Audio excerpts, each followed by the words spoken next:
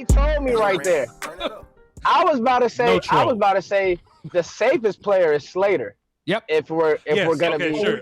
Yeah, if we're talking prospects, is he? I've never seen him really get ran past. I've seen Surtain get ran past.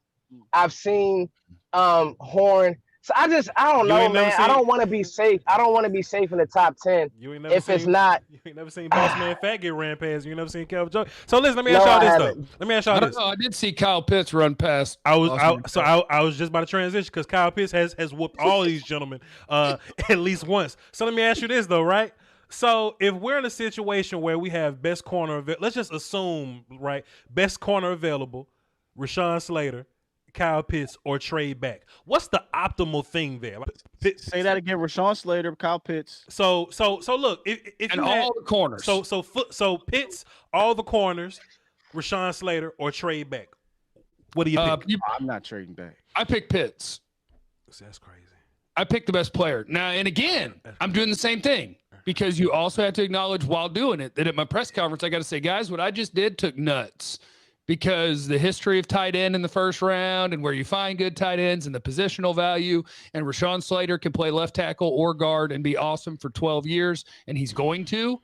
But I took Kyle Pitts because he's the best player available. The end. Said earlier, if you're going to take Pitts, no matter what you do for the rest of this offseason, you have to have a plan in Dallas. Mm-hmm. I don't move Gallup. Go ahead, Scott. That's been my whole thing this whole offseason. Mm-hmm. If I'm taking Pitts, I'm taking him to replace Michael Gallup. Point blank, period. And I'm going to keep Jarwin. I'm going to keep Pitts, and I'm going to let them eat the middle of the field up and let Pitts do what Gallup is doing times 2. But see, this is my thing though, Scott.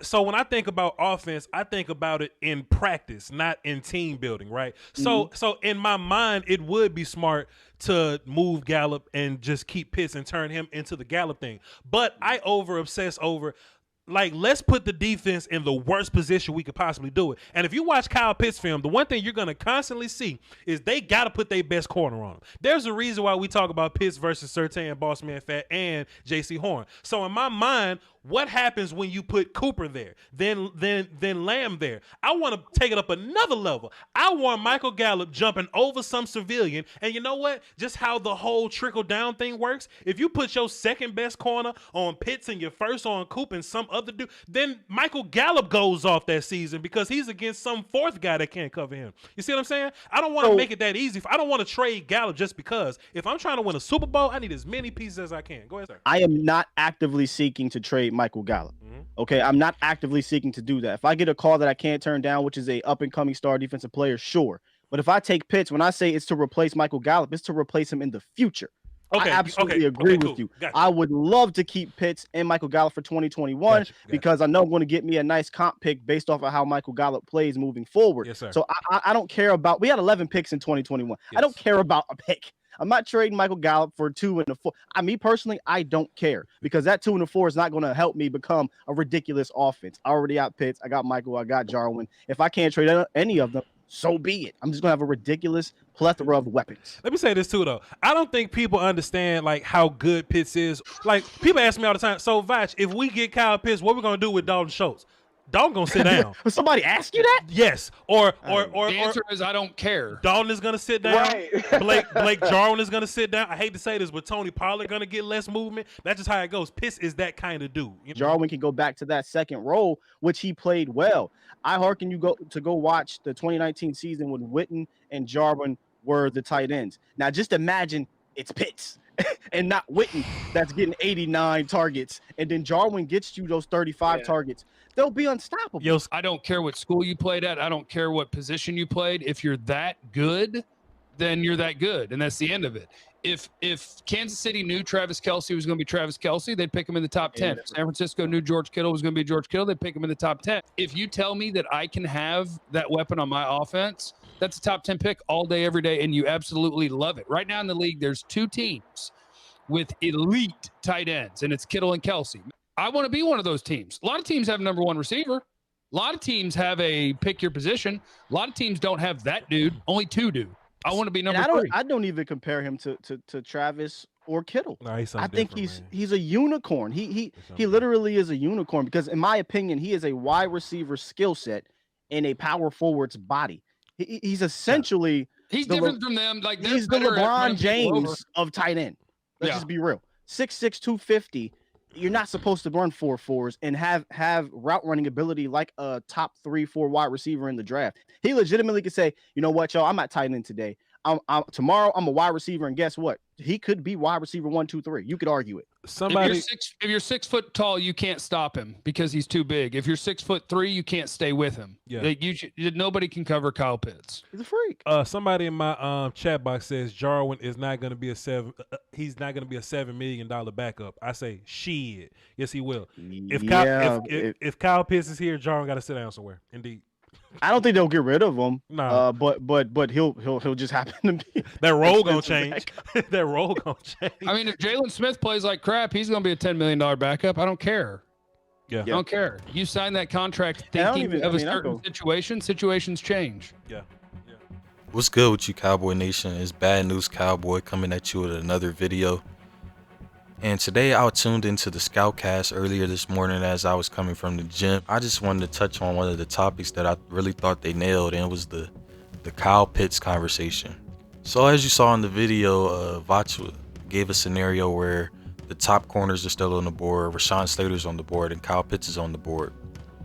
And before I get into the scenario, let me preference my previous opinion. Kyle Pitts wasn't on my draft board, to be honest.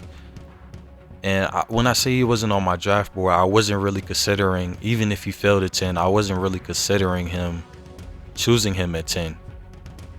You might say, Bad News Cowboy, why aren't you trying to pick Kyle Pitts at 10? He's a superb athlete. Like Skywalker Steele said, he's LeBron James of tight ends. Why wouldn't you want to have a LeBron James of tight ends at the 10th pick? And before I listened to this Skoutkast earlier this morning, I don't want him at 10 because if you watched any of my previous videos, my draft videos, I wanted to fix this defense. This defense is really important. Fixing the defense is really important to me. I feel like we invested a lot of capital into the offense, and I think it's about time we do that. We do that with the defense. Invest some high draft capital in the defense, and let's try to get our defense better. You know, Voch can go on a soliloquy, and he's really good at elaborating his opinions. And so, you know, I was listening to the scenario. Rashawn Slater's still on the board. All the top corners are on the board, and Kyle Pitts is on the board. Says, who would you pick? And Jeff Cavanaugh smoothly replied, yeah, I'm taking Kyle Pitts. It was really no debate about that. Voch broke it down, and he went into why he would want Kyle Pitts. And he was saying, I would want Kyle Pitts. He's a superb athlete.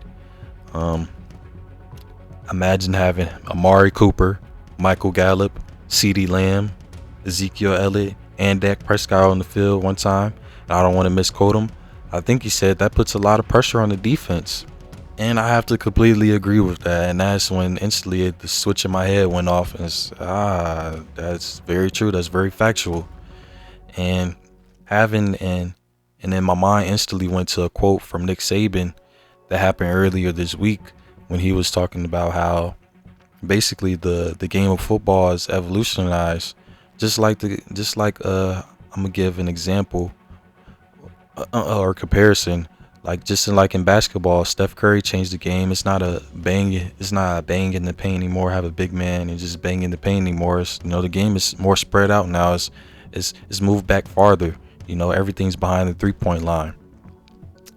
So, you know, with the game of football, like Nick Saban was saying, he had to get away from really thinking the game was about defense. It's more about offense now. Like, it's about having a good offense and having a good offensive weapons and having the most offensive weapons on the field at one time.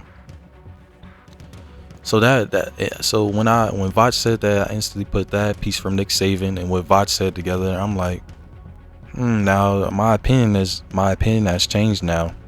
So yes, I do want Kyle Pitts at 10 if he falls to us now, because you know it's a possibility that he might get picked before that. But I do believe if Kyle Pitts does fall to the Cowboys at 10, it's kind of a no-brainer. You pick Kyle Pitts. He's going to be the best player available, even in that saying that scenario happens, Rashawn Slater's on the board, all the top corners on the board, you easily pick Kyle Pitts.